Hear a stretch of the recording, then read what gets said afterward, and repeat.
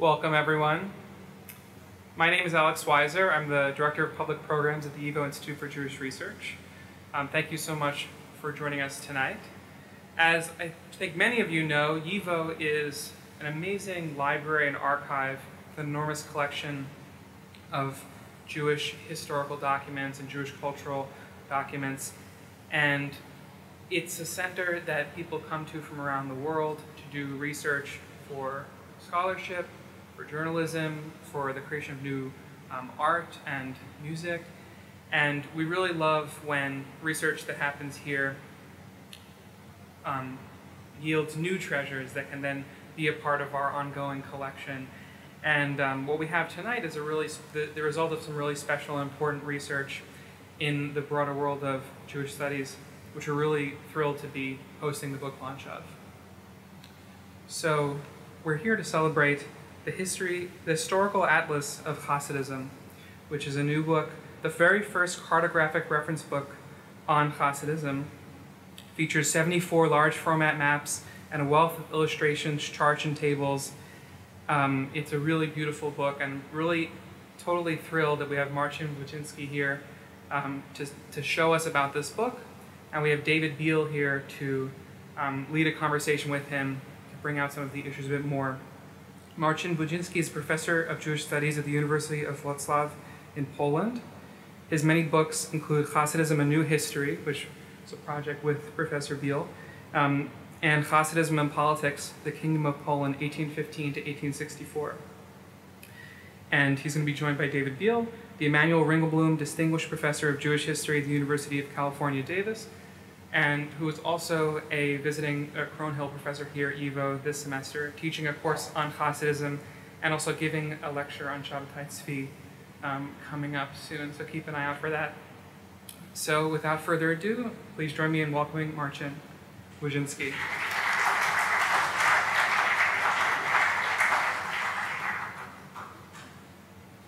Thank you very much. Thank you for coming. Thank you for inviting me. I'm very happy to be here. Also because big share of this atlas emerged with materials from Jewish historical, from YIVO Institute for Jewish Research, and it was illustrated with beautiful collection of illustrations coming from this collection also. I was very happy that I was given this chance to present Atlas here to this audience.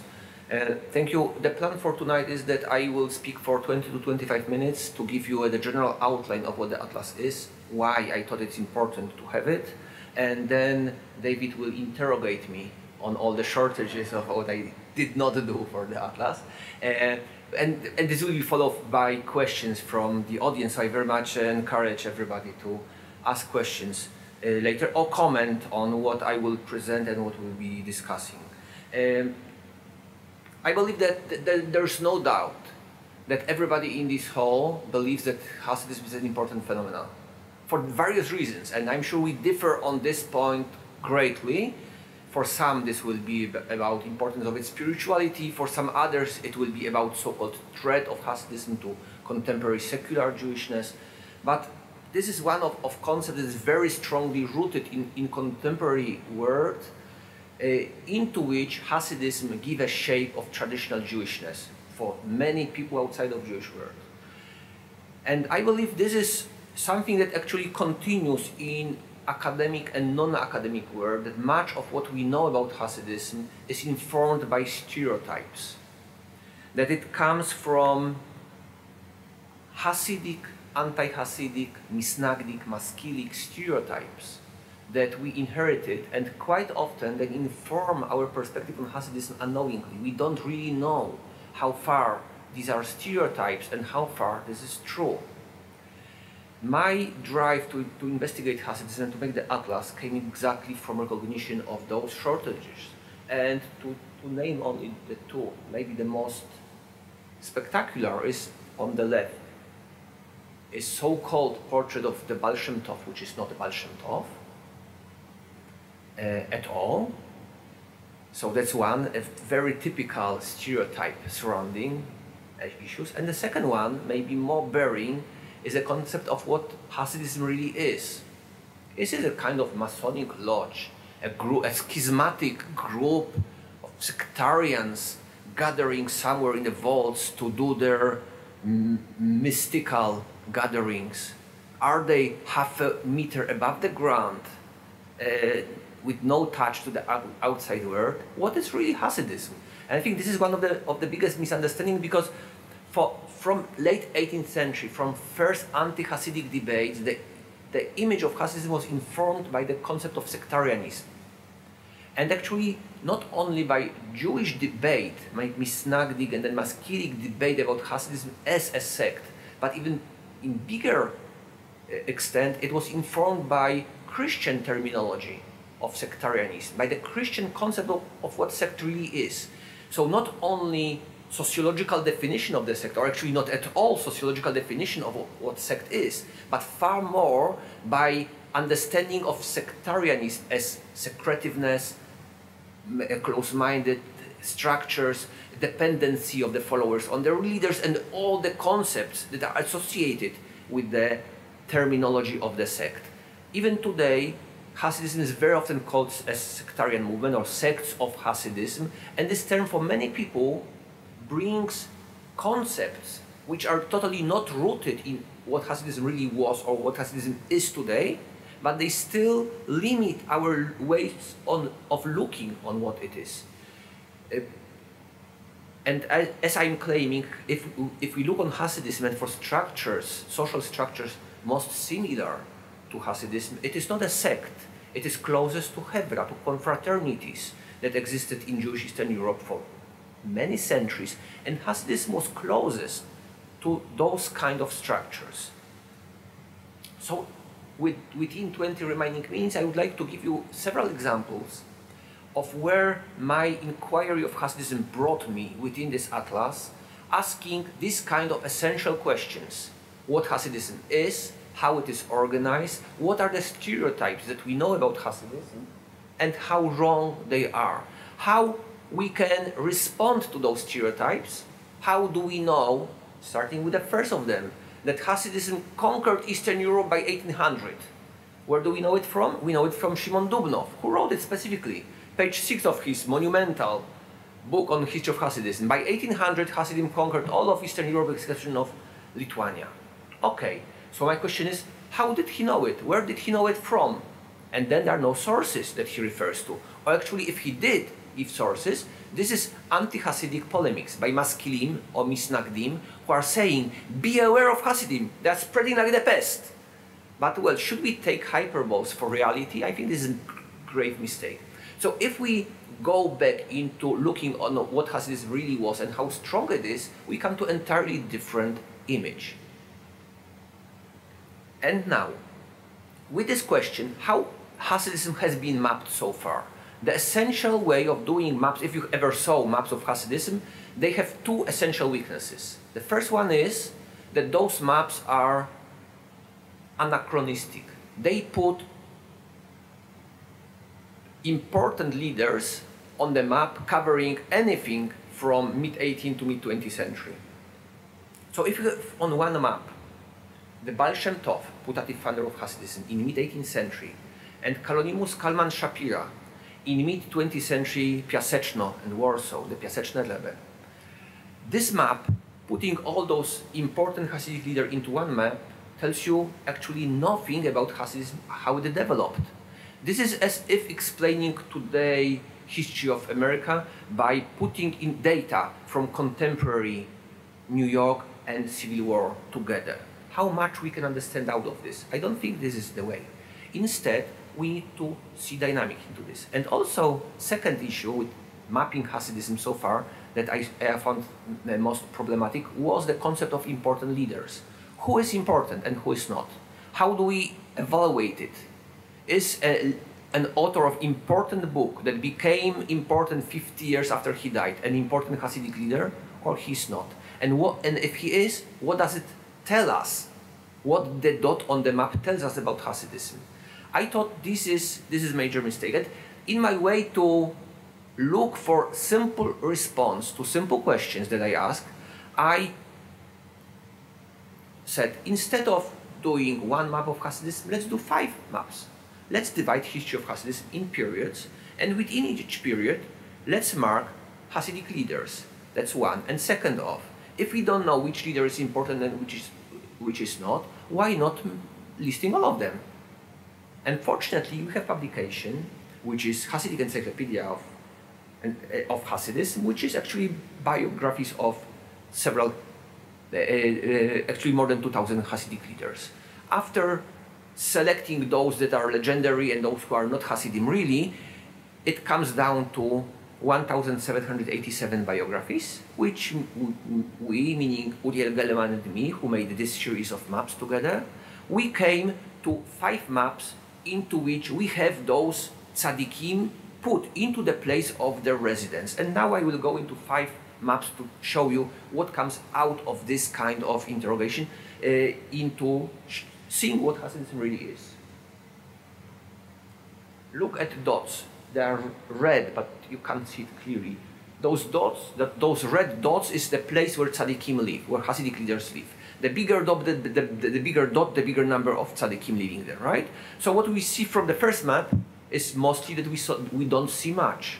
There are very few of them. This is a period from 1740, from emergence of Baal Shem Tov as a public figure, up to, actually, could we turn off the light here so the screen will be better, if possible? I see that some people have difficulties to see, right? Is it better now? I think. Thank you. Thank you very much.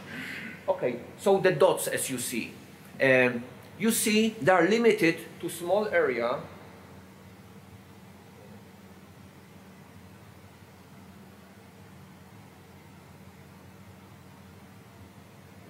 Small area of Podolia and Volhynia in southeast part of Polish-Lithuanian Commonwealth, and actually there are very few of those. If we continue, doesn't work, I'm afraid. If we continue into second period, the first thing that you see is obviously the bigger number. So it is not 18th century where you have real big numbers. This is the period between 1772 and 1815. It extends into the 19th century. And you have very visible move of the centers of Hasidism, north into Belarus and west into territories of Galicia and central Poland. So Hasidic center is moving. And if you go even further,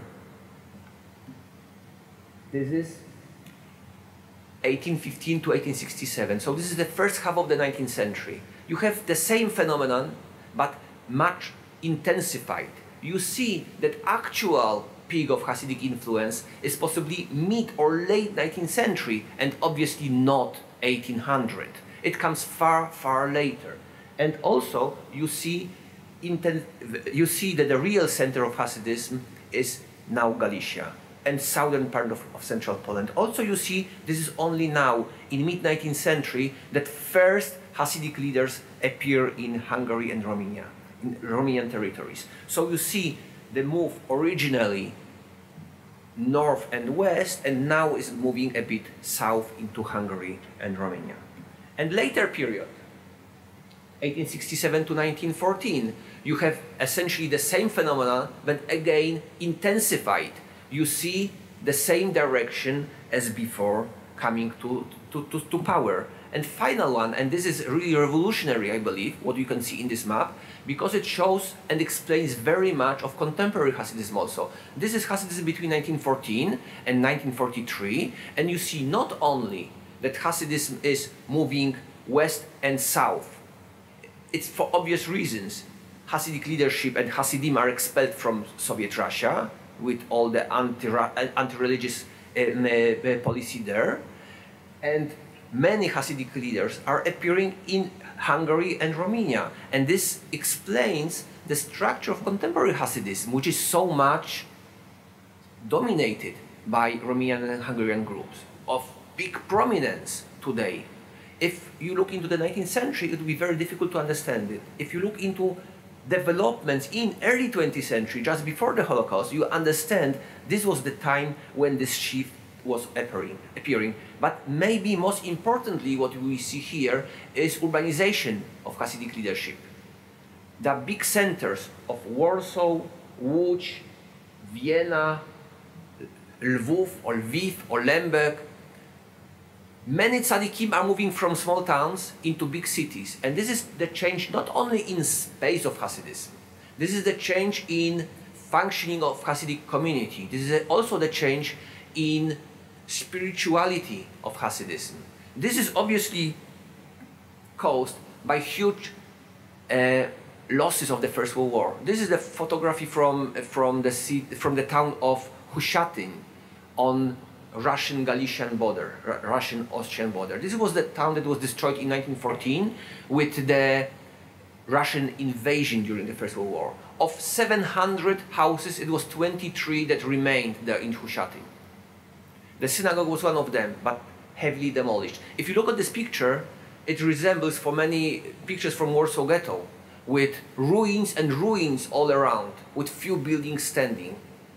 If you ask what's the impact of this heavy destruction for Hasidism, you understand there was not much of Hasidic life anymore there in Hushatin. It had to move somewhere else. But it had many more consequences when they moved to other places. As I was saying, traditionally Hasidic leadership was located in small places, and it was for good reasons. When coming to the Rebbe, to the Hasidic leader, was an important act of pilgrimage. You couldn't do it just on a free afternoon that you had. You had to prepare for pilgrimaging there. Once you get to the court, you could not get to see your Rebbe immediately unless you are somebody very important. But for an average Hasid, it was a long process of physical but also spiritual aliyah la regel, a kind of elevation to the moment of meeting your spiritual leader. The visits to the Rebbe were very often limited to strangest times of night. You could be accepted to see Rebbe at 4 a.m. for example, 2 a.m. It was something very exceptional. It was something outside of your daily routine of what you would do normally. And then try to imagine all those tzaddikim are moving, not all, but the vast majority of them are moving to big towns. And they are living in Warsaw. And you go on a walk, and then you see on the street, you see the Rebbe going out to the railway station. He's on the stroll. He lives in the same tenement house as you do. You can see him every day going to buy potatoes in the green grocery shop next door. You have 3 Rebbes living in the same tenement house as you do. And this is very important because you can choose between them. You can do what I call Hasidism a la carte, which is phenomenon that appears in many religions in 20th century, and it appears in Hasidut in interwar times. You can pick, you can choose, you can do some of, you can go to one Rebbe because he has nice drashot, and you can go to another Rebbe because he's singing nicely, so you go for other issue to him. Or you go to yet another because he has a reputation of a miracle maker, so maybe if you have the need for a cure or something, you go to yet another, right? It lowers commitment of an individual Hasid or semi-Hasid to individual Rebbe and to one Hasidic community, and it spreads into others. So it entirely changed the spiritual interaction within Hasidic groups. And this is the outcome that you can read from a mapping this 1800 Hasidim living in Eastern Europe of this time. This is the Belzer Rebbe, and this is Machnovka Rebbe after he was released from Soviet Russia in 1964. Another concept that I was trying to ask is, what do we know about Hasidic leadership and interaction between, which comes from my previous question about interwar and the changes happening there. What do we know about interaction between Hasidim and leadership? And again here, our concept is very strongly influenced by the way Hasidism has been studied so far, which is mostly based on intellectual history of Hasidism, which is based on studying Hasidic texts. This is by nature elitist. This is focusing on the leaders telling us who they are. And I'm not saying don't believe them, but I say we need to ask others to see how far they accept this kind of explanation, or what are their relations to this. And I was trying to ask, how can we see interaction between the Rebbe and the followers? How we can get out of this? How we can differentiate which Rebbe was important and which was not? How many people would choose one against another of the Hasidic leaders. And in order to come to this, I suggested, this is chapter 5 of the Atlas, if you buy it,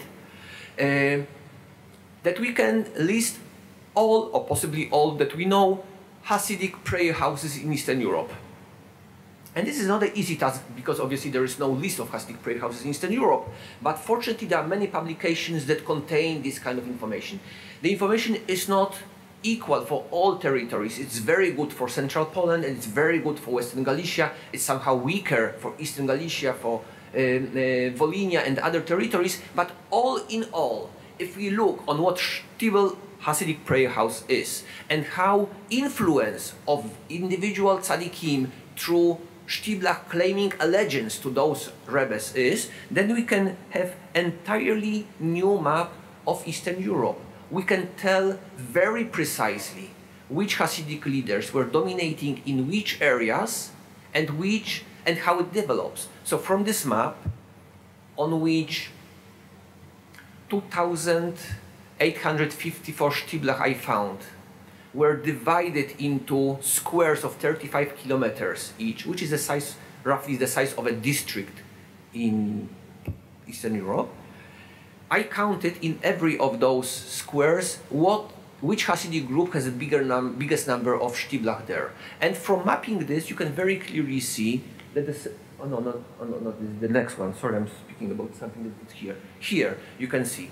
On those squares, you can very clearly see that central part of Poland is taken by dynasty of Ger.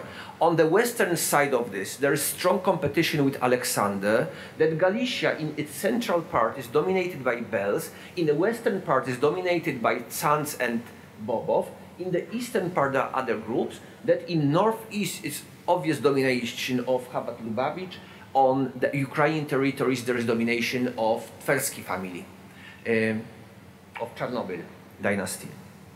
But it can be broken much further into various dynasties in which you can learn that in Belarus and Lithuania, as many as 33% of all the Shtiblech were Chabad Lubavitch, followed by Karlin Stolin, followed by Słonim, followed by Koidanów, followed by Kobryn, and on. If you go into central Poland, then you know that this structure is different, that it is dominated by Ger, followed by Alexander, followed by Kotsk, followed by, Amshinov, Otwotsk, I can't read it, sorry, and on and on. So this gives you the hierarchies of the groups, which is very important also if we go further, if we are trying to ask what's the relation between this space and the spirituality of Hasidim living there. And that's another part of this chapter, which I think is critically important for showing what is relation between type of Hasidic leadership, charismatic leadership, and the size of the group. Because our default assumption is that the biggest groups, like Ger or Chabad, are simply more successful than small groups. But this is not true. This is simply a different model of territorial expansion. If you take Bobov at that time, not the big group, it's less than 1% of all the Shtiblach are Bobov.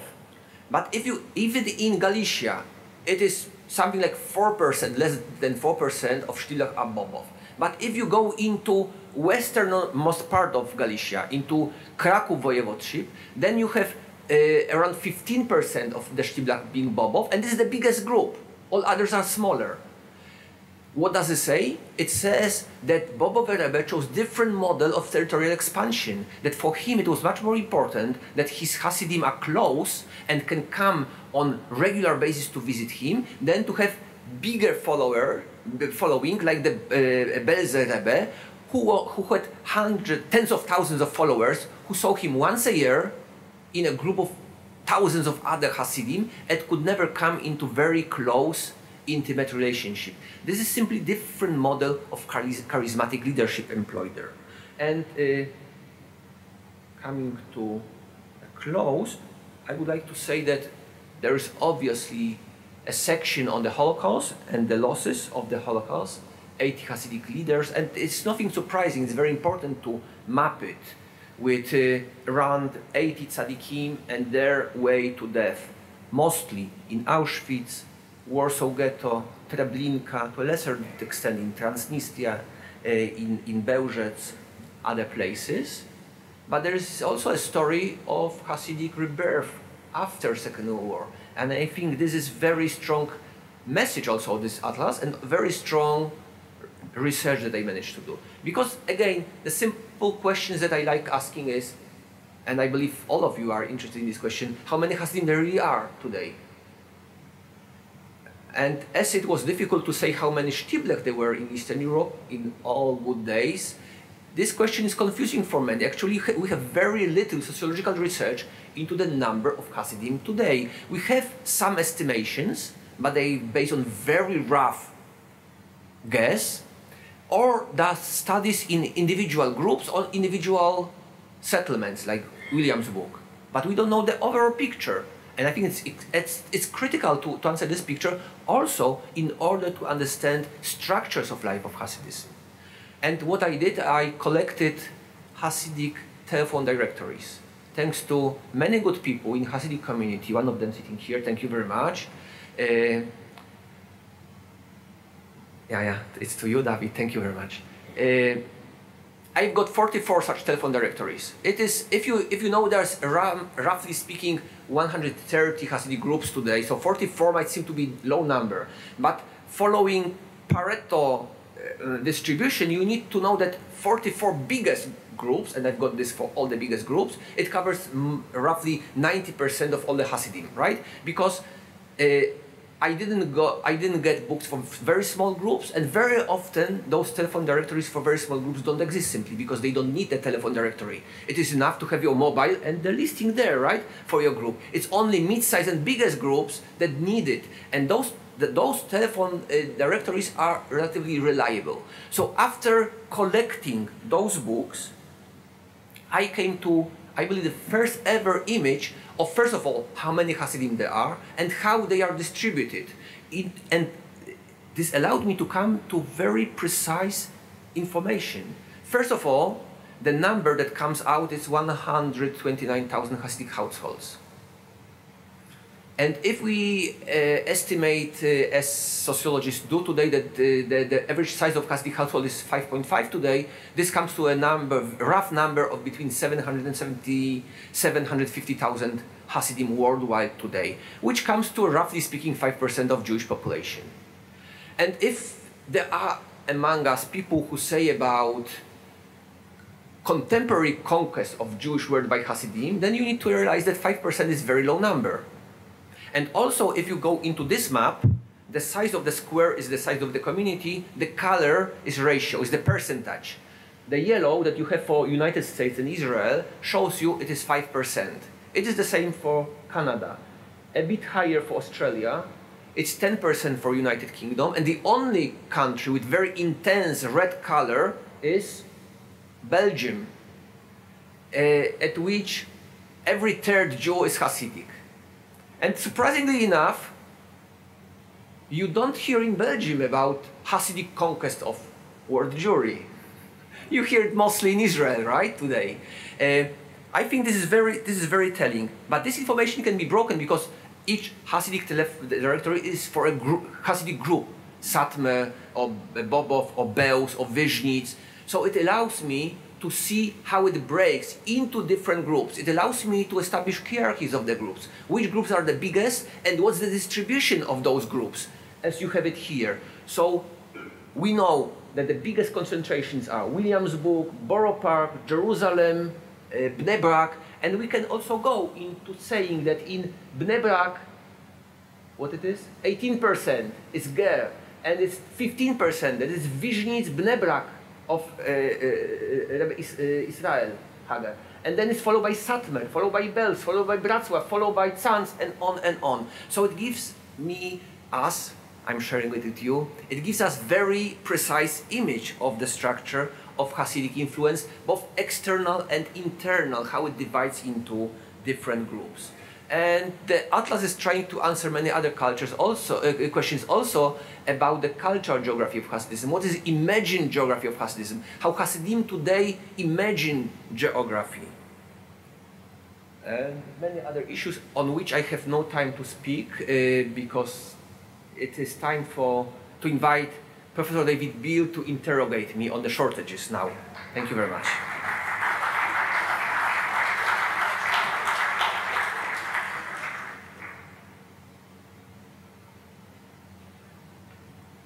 Marcin, thank you so much. Yes. Okay, thank you. And I want to thank everyone for coming out to hear about this fascinating project.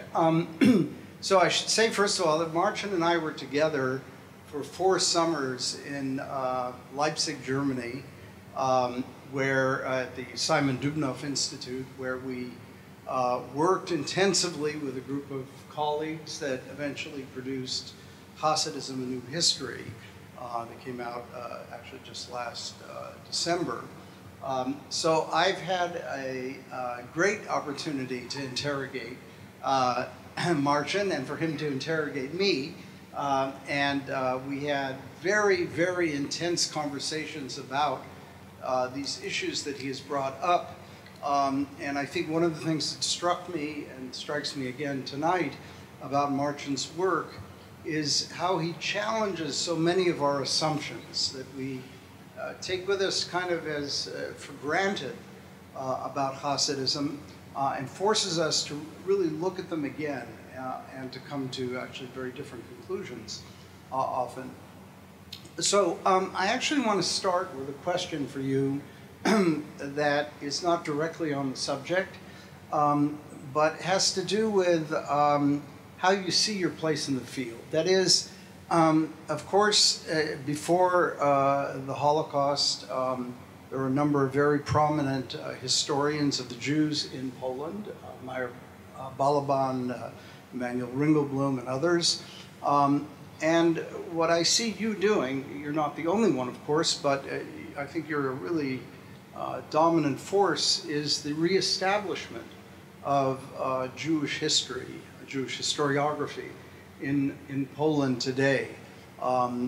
Marcin's Institute in Wrocław has 10 faculty members, a magnificent new structure, a building, and teaching Yiddish, Hebrew, Ladino. I mean, this is really a remarkable, I think, story that deserves to be told. And I'd like to ask you to reflect a little bit for a moment on what it means for you to study Hasidism as a Polish scholar sitting in Poland. What do you have some particular advantage over those of us who may not be there? Thank you for this question. I believe I do. First of all, I live in Wrocław, which used to be Breslau, and so we have good tradition. Heinrich Gretz was one of the first to write about Hasidism, right? So I'm just continuing, and I hope one day when somebody says a well-known historian of the Jews from Breslau, they will ask which one. But to be more serious, I believe that my research actually strongly reflects my outsider position in Jewish history and history of Hasidism more particularly. The questions that, as you are pointing, that I dare to ask come from partly from my ignorance, but also partly from my immersion in different narratives or meta-narratives which are strongly based in East European history, not Jewish, East European history or Polish history. And when I come to studying Hasidism or studying Jewish history more generally, I think I don't take issues that are self-evident for many Jewish historians for granted, because they were not. I did not grow up in tradition at which they were so. So maybe that's easier for me. And also, to me, I think one of few advantages of being in Eastern Europe is that I'm closer to the contexts that are very easy to oversee when you live here or in Israel, to understand about connection between Hasidism and the place there. and social interactions that were possible, the urban structures, and all those issues that I see, starting from the fact that for me it is much easier to know where Ger Rebbe was living, because if you look on the map, there's no place on the map called Ger. So for many people it's simply impossible to know that it is Góra Kalwaria, right? And for me it is kind of natural that Nachman of Breslau was not in Breslau but in Wrocław, right? That he was in Ukraine and not in Germany. One of our colleagues got a fellowship for studying Nachman of Breslau from a German foundation supporting research on German Jews, right?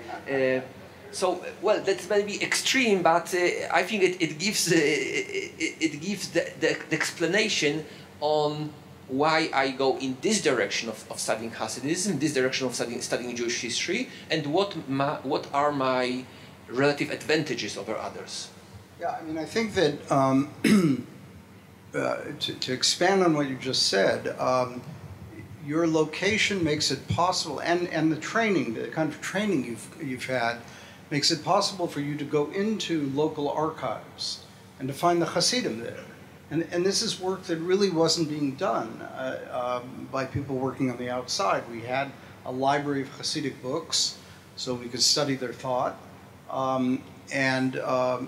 But to actually see how many Hasidim there are in, I will take the example of Wrocław, which is where my father comes from, but also where you did research and found the Hasidim in this town. That's a level of detail on the local level that I don't think we've had. And this allows you, for example, to count the number of Shtiblach. Well, actually, the number of Shtiblach is mostly based on Iskebische, on Jewish memorial books, which is a huge library of essentially unused sources. Everybody knows about it, but it's so huge. It's more than 700 volumes, many of them many hundred pages, that few scholars go into studying ISKCO books extensively, kind of in kind of a systematic way. And what I did is simply I took all of those and went into each of the ISKCO books to find a chapter on Hasidim in the town or prayer houses in the town, and I extracted information on prayer houses. So it's not only about archives, this is also you might be right that I started my studying history of Hasidism with getting to Polish archives and finding there just by chance amazing materials of interrogation of Hasidic leaders in 1824, which opened my eyes to existence of these beautiful materials and what they tell about history of Poland and Jewish history at the same time. But it made me, I guess, more aware to existence of sources that are not only in Poland and not only in Polish and not only in Polish archives, that are not used extensively enough by scholars of Hasidism. And ISKCO books is one beautiful example. But this extends to many other, also to memoirs, IGO documents more generally, big data that I'm trying to use here. This is not limited to scholars in Eastern Europe. They can be done by others. But I think this is where we started. Many people who are developing traditional schools, they inherit certain traditions of approaching certain questions and certain corpora of sources which limit their drive to look into something new. As Amhorets, coming from outside, I was not limited simply. That's the beauty of being a savage, you know. Yeah, I remember when we started this project, Hasidism: A New History. Marcin was there for a meeting in Jerusalem, where one member of our team said, as far as Hasidism is concerned, the only thing worth reading is its theology. To which someone else replied, I never read their theology, I only read social history. Now, Marcin did not say that, but that actually, Marcin belongs in that camp a little bit more. But I think what's interesting is that if you try to come at this as a problem in social history, then you have to find sources that are, in many cases, external. In other words, court records that may have Hasidim or governmental records of interrogations of Hasidic rabbis, as you alluded to, 1824. By the way, this is one of the things that I thought was in your work that really is path-breaking, that when the governments, the Austrian government, the Russian government, when they investigate the Hasidim, usually an accusation is brought the Hasidim are a sect. And the answer repeatedly on the part of the government says, no, they are not a sect, and therefore they're allowed to continue. And this reverses what we think. We typically think, well, the governments must have been enormously hostile to the Hasidim. And all of a sudden we discover that this was not the case, at least in that period. That's very interesting. I also wanted to point out another piece of your work that is to me very, very interesting, is looking at the economics of Hasidism. Which is part of the Atlas also. There is chapter 3 at which I mapped statements, again from ISKCO books, telling about economical status of different Hasidic groups. It's not about Hasidism in general only, but also it is possible, thanks to this kind of sources, to see how in late 19th, early 20th century Hasidism is differentiating within itself. There are groups that are richer. If you are a wealthy businessman, you will not go to Opochno or you will not travel to Pinchev. You need to be a shoemaker to travel to Pinchev. You need to be low class. If you are a wealthy businessman, you're supposed to travel to Ger or to Alexander.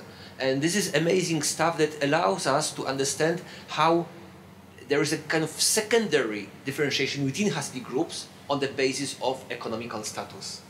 I think it also upsets our rather conventional view that Hasidism is a movement of the poor. And that certainly was not the case in... No, this is the other book that they published in July of this year. I'm not sure I'm allowed to speak about it. It's Hasidic Questions, at which chapter 6 deals with the question of how wealthy Hasidim really were. Is it true that what we know about conventional wisdom that Hasidim were poor? And I found several lists of Hasidim from different towns in central Poland throughout the 19th century, and I found from the same places the tax records, and I was able to put them exactly where the Hasidic group is within the spectrum of taxpayers and what are professions. And it's amazing that very consistently in all those places, Hasidim are on average richer than non-Hasidim, and they are far more concentrated in trade than in artisanship. They avoid crafts, they go for trade. And this is consistent in those groups, which I believe is very telling. And also with this knowledge, if we return to sources that build our knowledge on Hasidism as a movement of the poor, then we realize that this is actually minority of statements to this effect, mostly by Maskilim who are saying this is poor rabble. This is kind of derogative statement about Hasidism made by their enemies more than kind of objective historical sources that would prove this. So actually there are many narrative sources also telling about relative wealth of Hasidim and also telling about the way they use wealth to support their religious activities. Yeah, and also the way in which the Shtibel serves as a kind of meeting place for people who are engaged in trade, and the Hasidic network, the network of the particular group, can serve, I think you may have used this term at a certain point, a kind of a Rotary Club. That is, you can connect with other people who are members of your same group at a geographical distance, and this is very interesting. And actually this is confirmed in historical narratives. Also anti-Hasidic narratives, who are accusing Hasidim of being Hasidim for their self-economical interests and not for spiritual reasons, but I don't think these are exclusive. And I think, yes, indeed, I believe this shows us something very new about what Hasidism really was and how it functioned. And I want to stress here, by showing economical aspect of Hasidism, I'm not saying this is not a religious movement, but even the most spiritual religious movement needs to have economical and social and demographic and geographic aspect. And I think we cannot understand spirituality by alienating it from its context. Yeah, thank you. I think that's a very important point. And I think that the work that Marcin has done looking at the Shtibel is a kind of view of Hasidism from below. That is, our view is usually, well, you go to the court of the Rebbe, and that's your main spiritual experience. But in fact, people live the rest of the year in the town, in the shtetl, in the particular shtibel. And so it's important to understand what was going on there and what were the interactions between people, both spiritual and economic and social. Now, one of the maps that you didn't show, and there are a number of them in the Atlas. 74, and I show only 10 so, or something. and for me, these are the maps that in some ways, in addition to what he showed, that are, I think, very striking. To see he mentioned it but didn't show the map, the reach of the different groups. That is, that Belts, which was very, very large, probably the largest group in Galicia in the 19th century, and had an enormous reach geographically. And you can see this by seeing the spread of the Shtiblach that are associated with Belts, whereas other groups far less so. And some of them are really just tightly around the court rather than being spread geographically. And I think that's really, really fascinating. Yes, to see how that works. It allows to establish areas of influence of individual courts. And very nicely, with those maps, you can also see how far they do not overlap. How major groups avoid coming into territorial competition. Sometimes it happens, but very often, if you have the big picture, they stay within the areas established at some point. This is based mostly on Shtiblach, and the information on Shtiblach comes from the period, roughly speaking, between the 1900 and 1939. So it's mostly interwar structures. Maybe before it was different, but at that time it's very clearly divided into small, big, and their territorial divisions. And of course, after World War II, everything changed, and Hasidim found themselves living really sort of cheek by jowl. They no longer had that ability to spread geographically and keep their own territory. But I believe that very much of what has changed already during the First World War, to which I was referring. Yes. Obviously, the Holocaust is the turning point because Hasidism ceased to exist in Eastern Europe, as a matter of fact. And there are new centers emerging in United States, Israel, Palestine, later Israel, Canada, United Kingdom, which did not exist before. And this is very clear, very visible. But if you think about how Hasidism functions, the major turning point is the First World War, and it was expressed in many sources and in many respects. The fact that Hasidic leadership at that time becomes urban, or actually metropolitan, is something that we know from now. That is exactly the same of pattern. Hasidic leaders are living, the vast majority of them, in biggest centers of United States and Israel.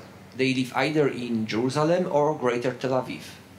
They live in New York. The vast majority of them live in New York or in satellites of New York. They live in several other places, but this is tiny minority. This is something that starts in the interwar period. The type of relation between Hasidim and their leaders is also changing dramatically. In the interwar period, during the First World War, Hasidism comes into very deep crisis. And this crisis is expressed on many levels. One of them is demographical. There are huge numbers of dropouts. Many people from Hasidic homes do not continue to be Hasidic, and this very acute feeling that Hasidism is under threat, and new forms of Hasidism emerging at that time. For example, Hasidic yeshivot, education for Hasidic girls, the very concept of Hasidic woman. This is the time when it emerges, and this is what we know about Hasidism today. So these are not post-Holocaust, these are not post-Second World War developments. It starts 20 years before. It starts with the First World War. And I think this is very important because there, in interwar Eastern Europe, modern Hasidism has been created. Well, I think... it's also mapped, if I may say, in the Atlas. I think it's a good time to open the floor for questions. Yes, please. Sorry, there is a microphone here, and I think it's important that people ask questions to microphone for others to hear it. over here, Alex.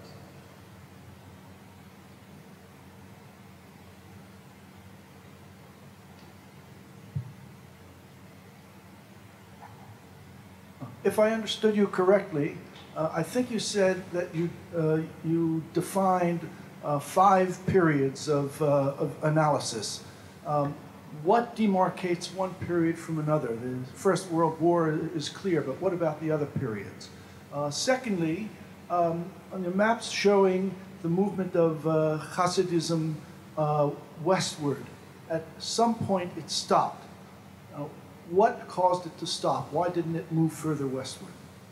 Thank you very much for both questions. The division into periods is more or less artificial, based on more or less equal length of periods. If you want to divide 200 years, you need to divide it into 5 periods for 40 years each, and that's it. This is obviously referring to certain important dates. They are not just random. 1772, this is the date when anti-Hasidic opposition starts and when Maggid of Mesdij dies. So this is an important date in history of Hasidism anyway, recognized already before. 1815, this is a famous date when the generation of Hasidic leaders dies. There are several of them dying between 1813 and 1815, and the new stage of Hasidism begins. This is internally Hasidic, but on the outside world, this is also the date of the end of the Napoleonic Wars. So new word of post-Napoleonic Europe emerges at the same time. 1772 is the date of the first partition, so it's all both inter-Hasidic and general. Then it's 1867, which is the date of emancipation of the turn of Austria into Austria-Hungary and autonomy for Galicia and for Austrian territories. It's also the date of the death of Hidusze Harim, important leader of Hasidism in Poland. So this is another day. And then it's 1914, and then it's 1943. So this is chosen on the basis of important points, but I don't believe in turning points. This is what I want to say. These are helpful dates, but nothing changes by those dates. Many leaders die, there is new Europe, but for Hasidism it's important to see period after period. I could divide those periods into half, and we would get even more precise picture, but it would be difficult to assign leaders to all of those. So that's my concept. And the second question was about the westward. Why it stopped where it did. This is a question that most of historians of Hasidism struggle with, and there are many responses provided to this question. Essentially, we know where it stopped, and it stopped on the border between Polish and German territories, and why it stopped where it did.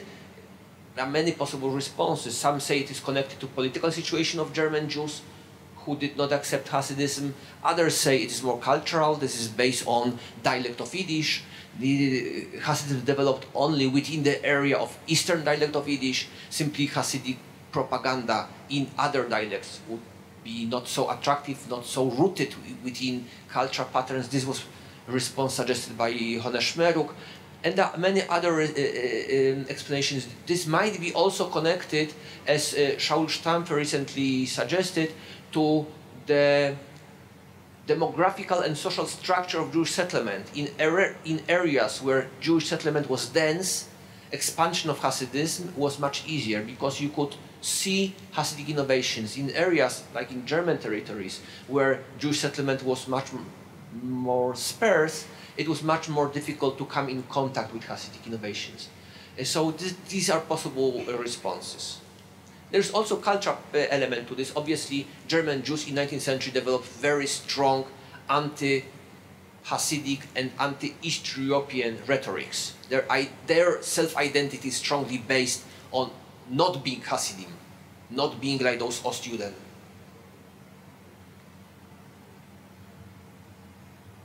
Thank you so much. I'm looking forward to studying the different maps.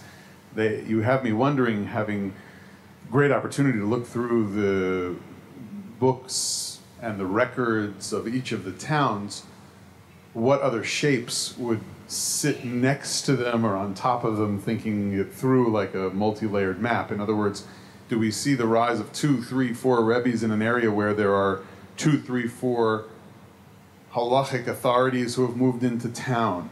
Are there anti-Semitic fraternities that are influencing the rise of a more fraternal order of Jews connecting to one another? In other words, what are the different shapes that need to be on the map, or at least that we need to be thinking about, that are happening at the same time as the development that you're tracking on all the different maps?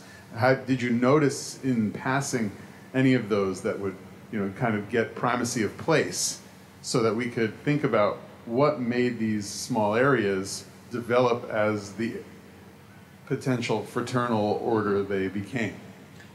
Thank you for the question. I don't think I provide answer for this question, but I believe I provide material to answer it. In a sense that maps show how it goes. This is Atlas. So in many places I say what happened and how it happened. And I refrain from saying why it happened as it did. At some places I hint to possibilities. At some most important places, when I'm researching Stiblach and when I'm researching contemporary Hasidic demography, I'm trying to give some very brief ways to interpret this material. But I believe this is the duty of the Atlas as a reference material, to allow others to develop it further, to go into this kind of explanatory frameworks. At some points I indeed point to importance. When I'm analyzing difference in structure of, say, territorial expansion of Chabad and Ger, I go into explaining what's their place within their areas and how it comes. But I on purpose I avoided going into extensive explanations of this time, because it wouldn't be one volume atlas. Somebody said so, like there should be 3 volumes. I refrained from this temptation.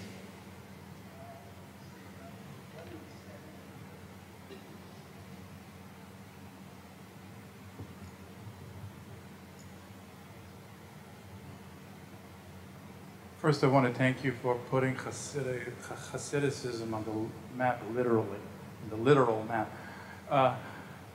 It's a remark, maybe more criticism than a question. You mentioned about the a la carte rabbis going shopping. We know that Hasidim almost killed each other for not going to the other Rebbe. Alexander Hasidim and Gera Hasidim. And that, I don't know if you could talk about this, how we see territories did not mix, and I think you mentioned that, how it was divided, what kept them apart? Yes, I'm aware of those controversies, and actually I'm showing areas of how they compete, and it's very often very visible with dominant groups that they compete for territories. At the same time, you have, in each of those territories, you have usually 2 dominant groups. For Congress Kingdom, for Central Poland, this would be Ger and Alexander. And you find Ger and Alexander, and this famous controversy between Ger and Alexander also, you find all over Central Poland. And you find the Stiblach in Warsaw and in Łódź, and as far as Suwałki and Kielce and Radom, it's widespread. But if you come to mid-sized and small groups, if you come, for example, to the area of Pińczew, then you realize that in Pińczew, in district of Pińczew, the number of Stiblach claiming allegiance to Ger is lower than the number of Stiblach claiming allegiance to Pińczewer Rebbe, or to Rebbe living in another nearby town. So the dominance on the national level does not mean does not mean hegemony. So this is an image that is far more complicated, and obviously we have, and chapter 5.3 shows that we have not only dominant and not only regional groups, but we have also regressive groups like Wólkę and Kock, which were once dominant and then they decline. Their Stiblach are spread in big territory, but nowhere this is a dominant one. So there are other patterns, obviously, and I had no time to go into those details. I can't hear. Passed away. Okay. And there was no and second Kock. No, this is not true. The Kock dynasty was continued until the Holocaust. With, there was no second Kock Rebbe. Well, there was Somebody Rebbe in Kock, sorry to say so, David Morgenstern. There was also Pilever Rebbe, there was also Sokolover Rebbe, who are coming from dynasty of Kotsk. And very often, their Shtiblach were called Kotsk also, and not Pilev or Sokolover, which is another issue which complicates reading this kind of sources that was using, but this is something that we don't need to go into detail now. Okay, question down here. Thank you. Could you talk a little bit about the development of Zionist, non-Zionist, and anti-Zionist groups among the Hasidim? Is that purely theological, or is it also have a factor on geography and the particular leaders? Thank you for the question. It has influence, obviously, when I study, this is chapter 8.3, when I'm showing what's the distribution of Hasidim today, you obviously see correlation between position towards Zionism and the centers of different groups. So as you can easily guess, Satmar is very poorly visible in Israel, and it's extremely strong in the United States. It is visible in Europe, but not in Israel. In Israel, this is a minor group. And if it goes into occupied territories, Satmar is not visible there at all, which is obviously directly connected to ideology. I did not go into discussing this. I made a small interrogation by showing which Hasidic groups live in occupied territories, which do not, which of those stayed only in big Hasidic enclaves just beyond the Green Line, like Betar Illit, Modi'in Illit, which are important Hasidic settlements in the territories, but they are directly connected to Israel, and how it differs from those Hasidic groups that have their relatively numerous representatives in small settlements far deeper, in kind of violent new settlements that are trying to curve land from Palestinian population there. And there's obvious difference between groups on this.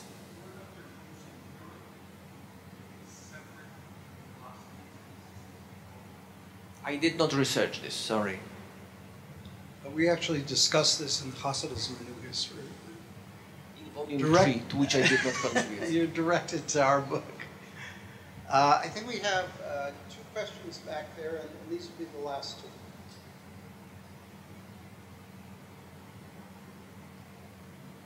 Thank you.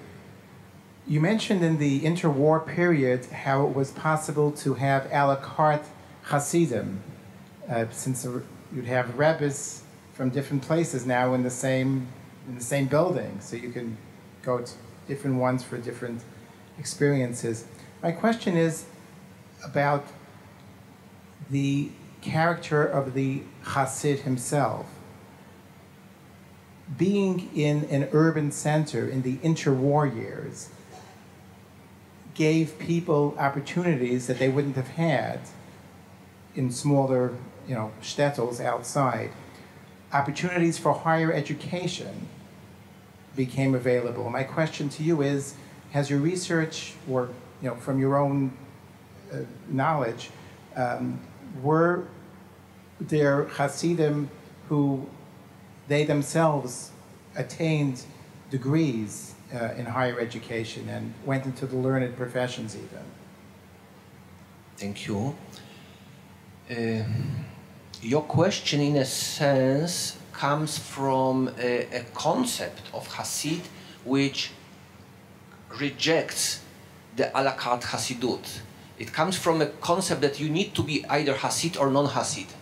And there are many people, especially at that time, that come from Hasidic families that reject being Hasidim in kind of to being a staunch Hasidim, but they retain contacts, some contacts in Hasidic world. There are new structures, there are synagogues or minyanim of so-called Kalte Hasidim. The Hasidim who are not really Hasidim because they were expelled from other Hasidic groups, but they still choose to pray Nusach, Sfat, and they still pray to stay to their loosely defined Hasidic identity without any connection to any individual Rebbe. So there are many new forms of identity, and among those people, there's obviously a big number of those who get education. There's no doubt about it. At the interwar period, there are many Hasidim who get proper vocational education, also people coming with aspiration for higher education, and this is very visible also in narrative sources, in ego documents. If you go into here, YIVO, autobiographies of Jewish youth from Poland, some of them were written by Hasidic boys, and you can very strongly see their drive to get education. It is there. But I want to stress that we should not look on the world as divided into Hasidim and non-Hasidim. And you know, by saying that, my point that I want to make is that very often those people were somewhere on the spectrum, as they are today. Many people who are somewhere on the spectrum, and we need to include those people into the history of Hasidism, because history of Hasidism is not only the history of the confraternity of men claiming sticking together in those hevres, but also of those who stay outside, who influence it, into whom the Hevra Hasidim comes into contact with. Including women. Including women. History of women. Even if women were not Hasidim, they are part of the history of Hasidism. Final question. I know you answered before that you don't like you did not focus on the whys. I'm just wondering if you could shed some light on a specific industrial or political why as far as travel, like the influence of the trains coming to Europe, making a Hasidic Rebbe more accessible, versus the early Hasidic Rebbes that there was just a carriage and buggy ride of many years, or the borders which suddenly allowed bells or sounds to like reach into Hungary, or different. Do you have anything within the maps that we don't see in the book, or that show that?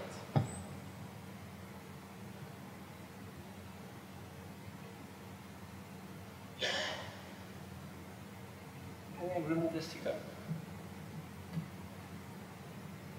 Thank you for this question. We did not arrange it. Chapter 4.2 is based on materials from YIVO, which is listing 7,000 kvitlech brought to one leader who was not Hasid himself, but he was treated as a Hasidic leader by people coming to him. And on this map, which I didn't bring here, but I will show you now.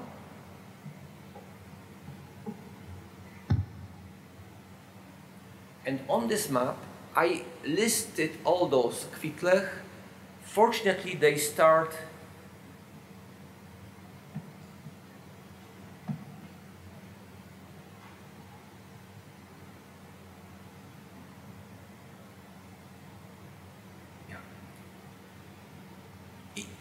Kvitlech, the petitions brought by people coming to the Rebbe are very formulaic. They nearly always start with the place of origin of the petitioner. And so you don't need to read 7,000 kvitlech, sometimes very long. You need only the first line, which is still quite a work because it's handwriting, right? It's here, collection, Eliyahu Gutmacher collection. By listing all of those places, finding them, and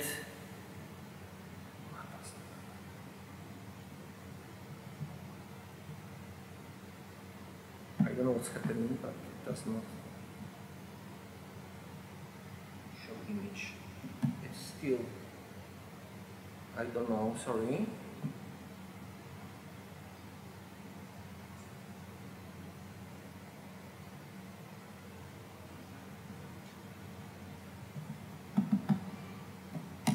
No, sorry. I can't do it. Can you do something?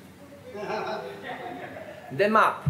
The map is showing where the kvitlech come to Grodzisk, where Gutmacher lives. And the dot, the bubble, is the size of the Jewish community, and the color gives you precise information which percentage of families from this town brought kvitl to Grodzisk. And by this you see three phenomena. One is distance delay effect. The farther, the lower numbers, relatively lower numbers. Second off, you see that this general tendency is compromised by railroads.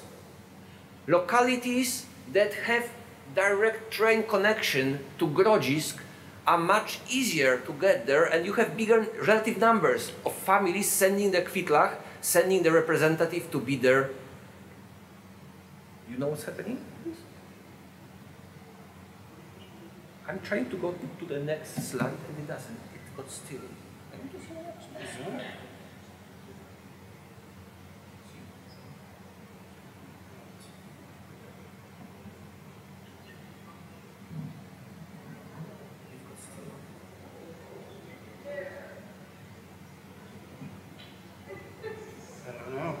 Okay, so let's drop it. I will.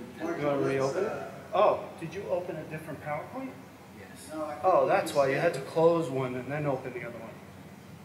That's why I was getting confused. So let's, yeah. From this. So where's the one you want to open? This one? This one? That? Let me see. No, it doesn't matter. No, okay, sorry. And then you see this phenomenon, and also you see the. No, not this one.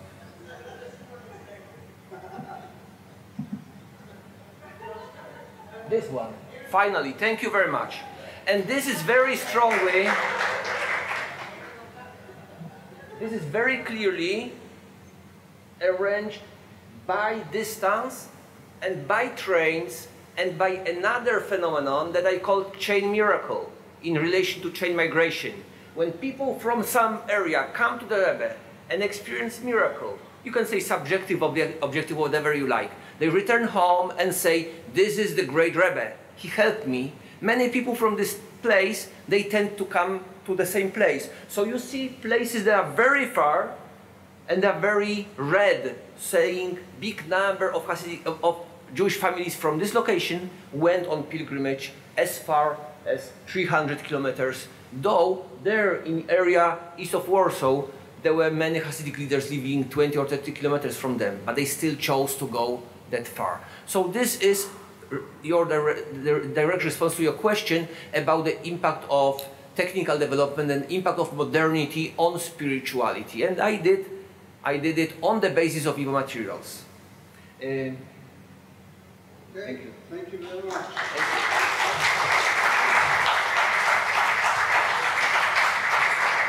Thank you. I would like to thank you for coming. I'm very grateful for your questions and your interest in the subject. If you are as much interested as to the level that you would like to buy the Atlas, it's available in a hall with $10 discount from the market price. So and I'll be signing this with pleasure if That's anybody. for free.